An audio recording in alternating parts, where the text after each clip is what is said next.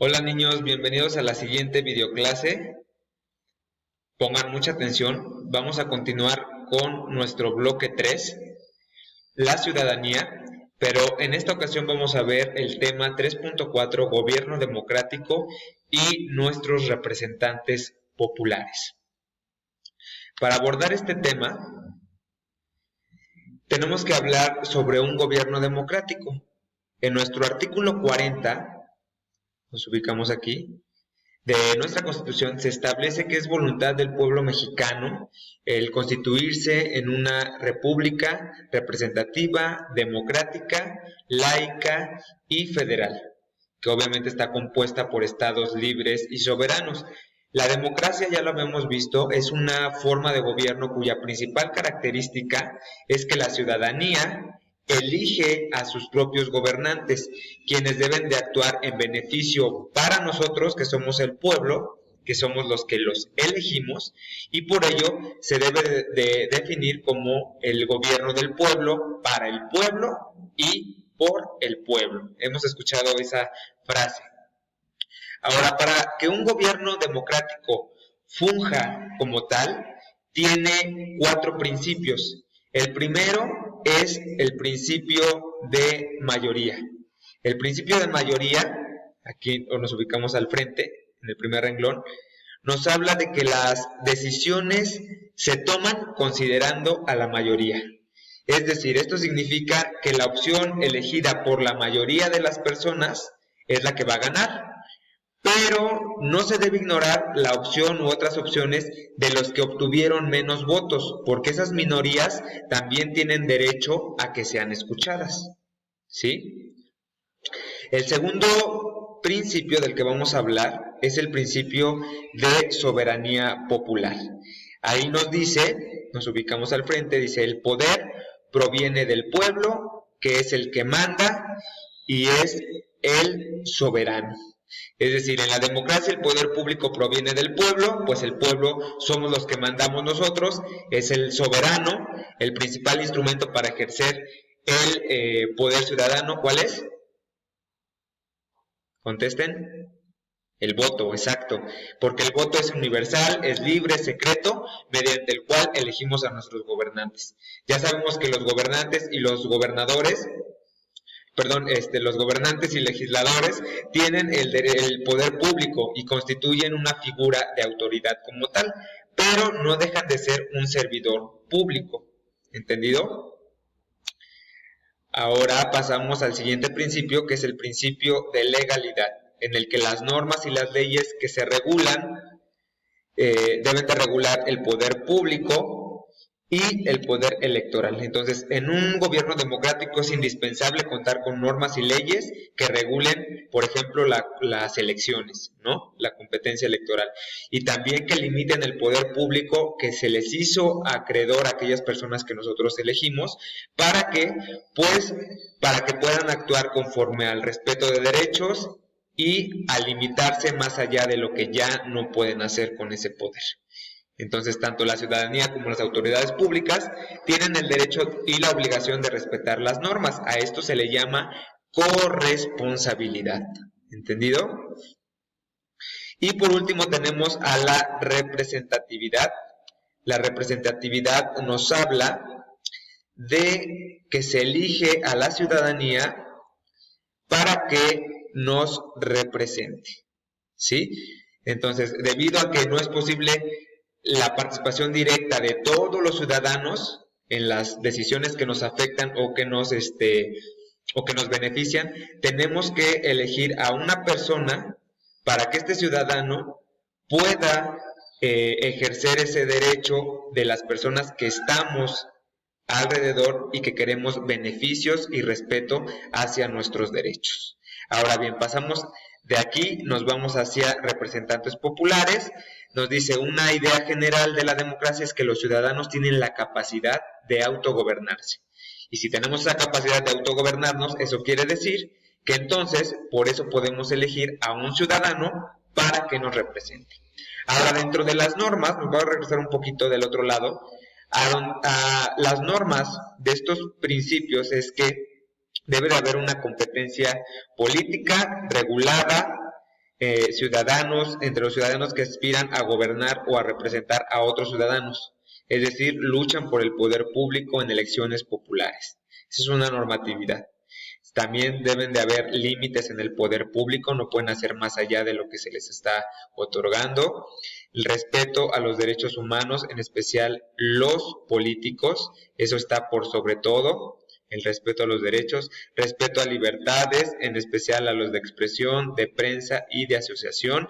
Se dieron cuenta en los últimos años estaban atentando contra periodistas y medios de comunicación, entonces quiere decir que se estaba violentando el derecho de estas personas, y esas son algunas normas que van junto con los principios y no se están respetando. Y por último, las reglas para representar inconformidades o impugnar a una elección. Ya vimos también a estas instituciones de transparencia para rendirnos cuentas, para saber lo que están haciendo. Ahora, dentro de estos principios y normas hay valores. Debe de haber un valor de legalidad, que esté todo dentro de la normatividad. Debe de haber pluralismo, tolerancia y respeto a la diversidad. No todos pensamos de la misma forma, pero tenemos que llegar a un acuerdo. Debe de haber respeto, responsabilidad y corresponsabilidad, que es de lo que les hablaba. La autoridad es responsable de ciertas cosas y nosotros como ciudadanos somos responsables de otras, y juntos hacemos una corresponsabilidad. Como en este caso,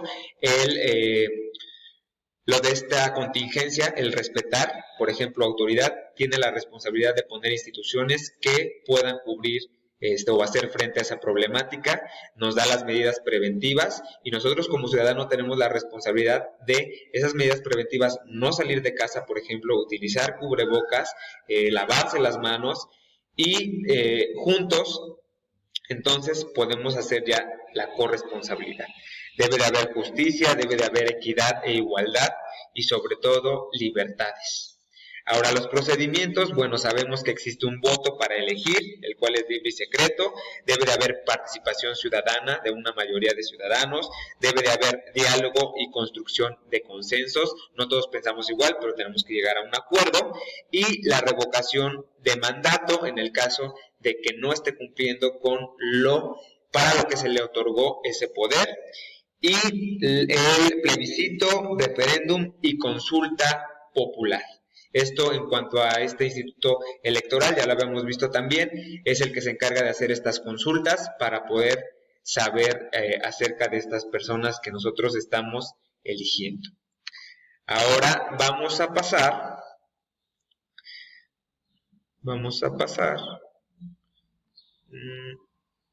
aquí, ahí está. Ahora, vamos a poner atención a este video. Dice: nuestros representantes populares, ¿quiénes son y qué es lo que hacen?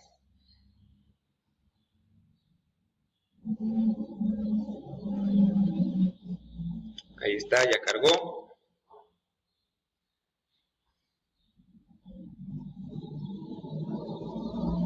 Me voy a desaparecer para no distraerlos. Pongan atención.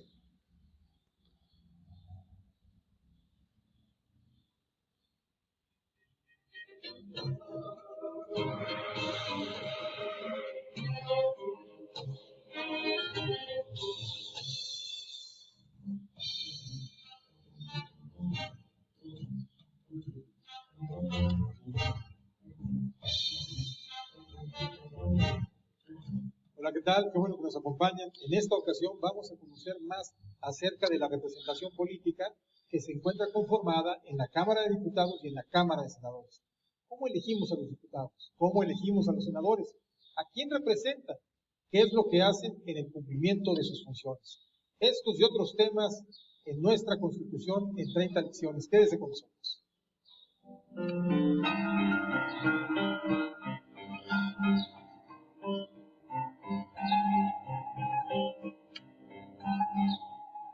La Cámara de Diputados representa a la nación. Me enorgullece decirlo porque la nación es un concepto no solo jurídico, sino más bien sociológico, y es la suma de los valores, los principios, la cultura, el idioma, el proyecto de país, que todo esto y mucho más integra a la nación.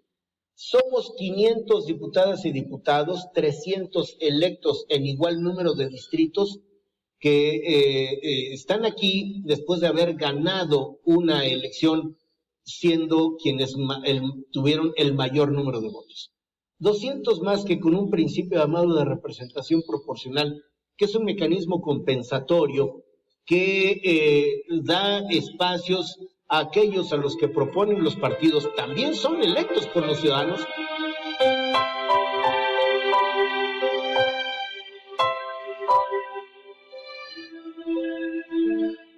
¿Cuál es la ventaja de la fórmula uninominal? Que es muy clara, es transparente. La gente vota no solamente por un partido, sino por una persona con nombre y apellido. Es su ventaja. ¿Cuál es su desventaja? Que tiende a sobrerepresentar y a subrepresentar a las fuerzas políticas. Por eso, el legislador dio 200 diputados de representación proporcional que también son votados y que se distribuyen precisamente con un criterio, como su nombre lo indica, de representación proporcional. Dependiendo el número de votos, del porcentaje de votos, así será el porcentaje de diputados.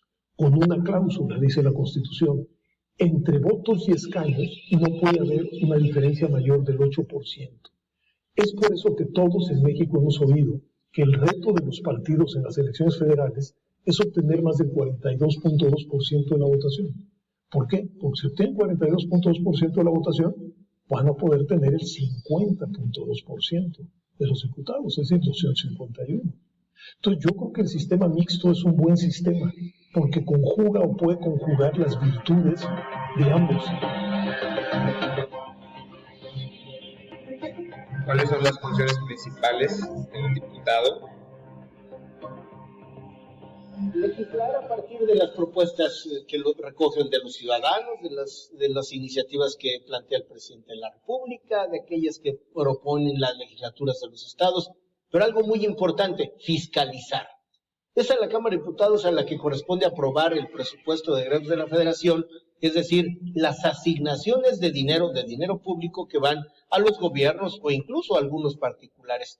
Y después la verificación del correcto aprovechamiento de estos recursos, que ahora no solo tiene que ver con que no hubo desvío, sino que haya uso eficiente de recursos.